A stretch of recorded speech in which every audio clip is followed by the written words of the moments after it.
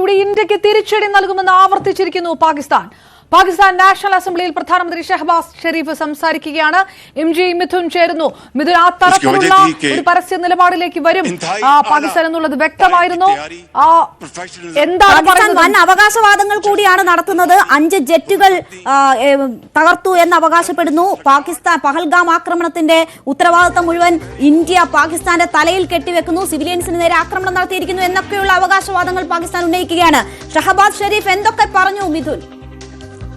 Pak national അസംബ്ലിയിലാണ് Renuka ഇത്തരത്തിലുള്ള പരാമർശം പാകിസ്ഥാൻ പ്രധാനമന്ത്രിയുടെ ഭാഗത്തു നിന്നും ഉണ്ടാകുന്നത്. അതായത് തിരിച്ചടി നൽകുമെന്നുള്ള കാര്യം അദ്ദേഹം ഉറപ്പിച്ചു പറയുകയും ചെയ്യുന്നു എന്നതാണ് നമുക്ക് ഇതിലൂടെ വ്യക്തമാവുകയും ചെയ്യുന്നത്. അതായത് ഇന്ത്യ കഴിഞ്ഞ ദിവസം നടത്തിയ ആക്രമണത്തിൽ പല സിവിലിയൻസും കൊല്ലപ്പെട്ടിട്ടുണ്ടെന്നുള്ള അവകാശവാദം അദ്ദേഹം ഉന്നയിക്കുന്നു. അതുകൊണ്ട് തന്നെ പൂർണ്ണമായും സ്വാതന്ത്ര്യം പാക് സൈന്യത്തിന് നൽകിയിട്ടുണ്ട്. എന്തും ചെയ്യാമെന്നുള്ള സ്വാതന്ത്ര്യം പാക് സൈന്യത്തിന് ഞങ്ങൾ നൽകി കഴിയുകയും ചെയ്തിട്ടുണ്ട് എന്നുള്ള കാര്യം അദ്ദേഹം നാഷണൽ അസംബ്ലിയിൽ വ്യക്തമാക്കുകയും ചെയ്തിട്ടുണ്ട്. കൂടാതെ തന്നെ മുൻകാലങ്ങളിൽ അത് 2 മാസം മുമ്പ് നടന്ന ട്രെയിൻ റാഞ്ചിലുമായി ബന്ധപ്പെട്ടുള്ള കാര്യം അത് ഇന്ത്യയുടെ മേൽ പഴിചാരിക്കൊണ്ടുള്ള പ്രസംഗവും അദ്ദേഹത്തിന്റെ ഭാഗത്തു നിന്നും ഉണ്ടാവുകയും ചെയ്യുന്നു. ഒപ്പം തന്നെ പഹൽഗാം ആക്രമണം പാകിസ്ഥാനാണ് നടത്തിയതെന്ന തരത്തിൽ ഒരു തരത്തിലുമുള്ള എവിഡൻസ് ഹാജരാക്കാൻ ഇന്ത്യക്ക് ആയിട്ടില്ല. അത് നൽകാൻ പലതവണ അറിയിച്ചിട്ടും ഒപ്പം തന്നെ ഏത് അന്വേഷണത്തോട് സഹകരിക്കാമെന്ന് തങ്ങൾ അറിയിച്ചിട്ടും അതിനൊന്നും തന്നെ മുതിരാതെ തിരിച്ചടി നൽകുമെന്നുള്ള ഒരു പ്രഖ്യാപനമാണ് ഇന്ത്യയുടെ ഭാഗത്തു നിന്നും ഉണ്ടായത്. അതിന്റെ ഭാഗമായാണ് കഴിഞ്ഞ ദിവസം രാത്രി ഇത്തരത്തിൽ പാകിസ്ഥാനിലെ പല മേഖലകളിൽ ഇത്തരത്തിൽ ഇന്ത്യയുടെ വ്യോമാക്രമണം ഉണ്ടായത്. അതിനെതിരെ തിരിച്ചടി നൽകും, അതിനുവേണ്ടി പൂർണ്ണ സജ്ജരാണ് ഇത്തരത്തിൽ പാക് സൈന്യം എന്നുള്ള കാര്യം കൂടി അദ്ദേഹം പറഞ്ഞു വെക്കുകയാണ്.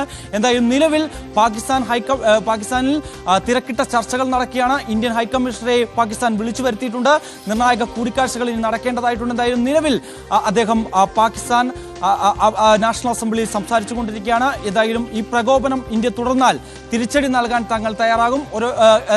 അതായത് ആണവായുധങ്ങൾ അടക്കം പ്രയോഗിക്കുന്നതിൽ തങ്ങൾക്ക് ഒരു തരത്തിലും മടിയുണ്ടാകില്ല. അതിനുവേണ്ടിയുള്ള നടപടികൾ സ്വീകരിക്കുമെന്നും കൂടി അദ്ദേഹം പറഞ്ഞു വെക്കുകയും ചെയ്യുന്നു. ഒരു ദിവസം രാത്രി ഇത്തരത്തിൽ ആക്രമിച്ചതുപോലെ തന്നെ അതേ നാണയത്തിൽ ഒരു രാത്രിയിൽ ആണവായുധം പ്രയോഗിച്ചുകൊണ്ട് ഹിന്ദുസ്ഥാനെ പൂർണ്ണമായും തകർക്കാൻ തങ്ങൾക്ക് അറിയാമെന്നുള്ള കാര്യങ്ങൾ കൂടി അദ്ദേഹം ഈ നാഷണൽ അസംബ്ലിയിൽ പാക് പ്രധാനമന്ത്രി അത്തരത്തിൽ പ്രകോപനപരമായിട്ടുള്ള ഒരു പ്രസംഗം നടത്തുകയും ചെയ്തുകൊണ്ടിരിക്കുകയാണ് രേണുക.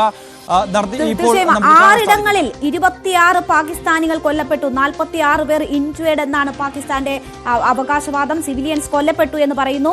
5 ജെറ്റുകൾ തകർക്കാനായി 5 ജെറ്റുകൾ മാത്രമാണ് തകർക്കാനായത് എന്നവർ പറയുന്നു. രാത്രിയിൽ ഓപ്പറേഷൻ നടത്തി എല്ലാ ഉത്തരവാദിത്വവും പാകിസ്ഥാന്റെ മേൽ കെട്ടിവെക്കാൻ ഇന്ത്യ ശ്രമിക്കുന്നു എന്നതാണ്.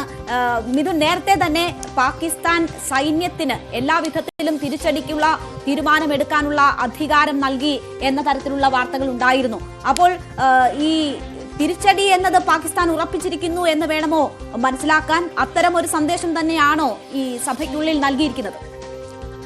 അങ്ങനെ തന്നെ വേണം നമ്മൾ കരുതാൻ. കാരണം ഇതിനു മുമ്പും സൈന്യത്തിന് ഈ സംഭവം ഉണ്ടായതിനു ശേഷം, പഹൽഗാം ആക്രമണം ഉണ്ടായതിനു ശേഷം വലിയ രീതിയിൽ ഇന്ത്യ തിരിച്ചടി നൽകിയിട്ടുണ്ടായിരുന്നു. ആദ്യം പല രീതിയിൽ, അതായത് സിന്ധു നദീജല കരാർ ഉൾപ്പെടെ റദ്ദാക്കിക്കൊണ്ടുള്ള തീരുമാനമെടുക്കുന്നു. അങ്ങനെ ഓരോ കോണിൽ നിന്നും പാകിസ്ഥാൻ തിരിച്ചടി നൽകിക്കൊണ്ടിരിക്കുന്ന കാഴ്ച നമ്മൾ കാണുകയും ചെയ്തു. അതിനുശേഷമാണ് ഓപ്പറേഷൻ സിന്ദൂറിലോടുകൂടി ഒരു കനത്ത പ്രഹരം ഇന്ന് വെളുപ്പിന് പുലർച്ചയോടുകൂടി പാകിസ്ഥാൻ നൽകുകയും ചെയ്തു. ഇതിന് പിന്നാലെയാണ് വീണ്ടും പാകിസ്ഥാൻ നിലപാട് വ്യക്തമാക്കിയിരിക്കുന്നത്. ഒരു തിരിച്ചടി ഇതിന് ഇന്ത്യക്ക് നൽകുക തന്നെ ചെയ്യും. അതിനുവേണ്ടിയുള്ള പൂർണ്ണ സ്വാതന്ത്ര്യം സൈന്യത്തിൽ നൽകുകയും ചെയ്തിട്ടുണ്ട് എന്ന് കൂടിയാണ് ഇപ്പോൾ വിവരങ്ങൾ നൽകുമ്പോൾ ഇപ്പോൾ